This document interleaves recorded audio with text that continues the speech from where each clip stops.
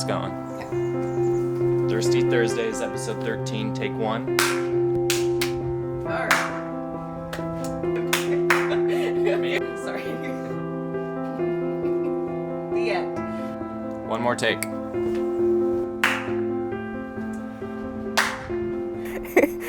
Hey everyone, we are Lena and Evan Fowler. Welcome to episode 13 of Thirsty Thursdays. Our beverage of choice is strawberry boba tea. Strawberry tapioca bubble tea. And we just wanted to share with you what God has been teaching us about community these past few months. The first thing we've learned is, as we've reflected, is how thankful we are for the community that we have. We quickly realized and we're thankful for the friends and family that rallied around one another during the season. We realized early on that it was important to build up those friendships beforehand, and just how true it is that self-care really starts with caring for the ones you love, because most of the time they're going to be the ones that support you when things get tough. Yeah, and we see throughout the scriptures that God calls us to love and to care for our friends and our community and our family.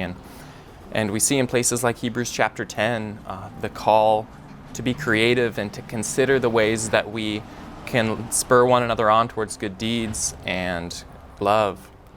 And in this season of trying to maintain relationships and community on digital platforms, it's required that creativity out of us.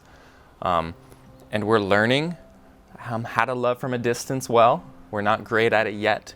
And so if you're watching this and you're waiting for me to text you back, I apologize. We're still learning, but we're learning how to be more available to those in need and to be creative in ways that we can reach out to them by, dropping things off, by calling to check in, by using what's allowed during the opening phases in order to reach out, and by just being more reliable in our support, by showing up even when it's just on a screen.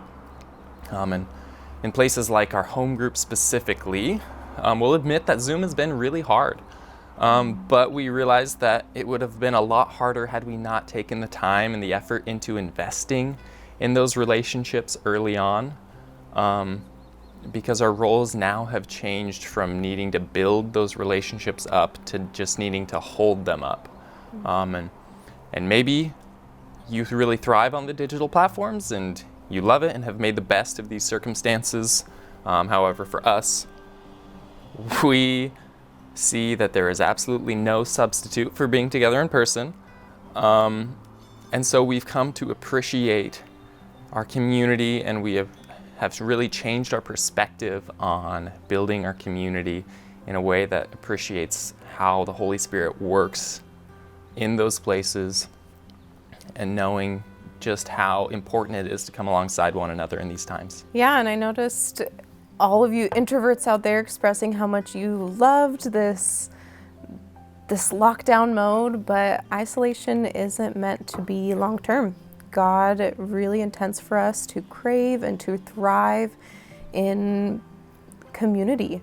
And the point of being alone is to become more like Christ so that we can enter in community.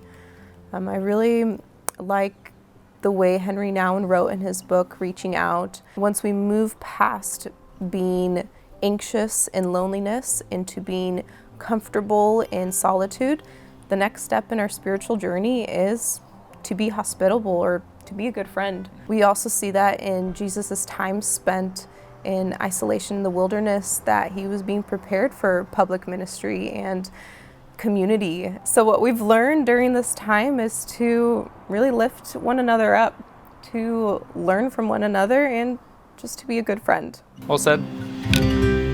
Woohoo!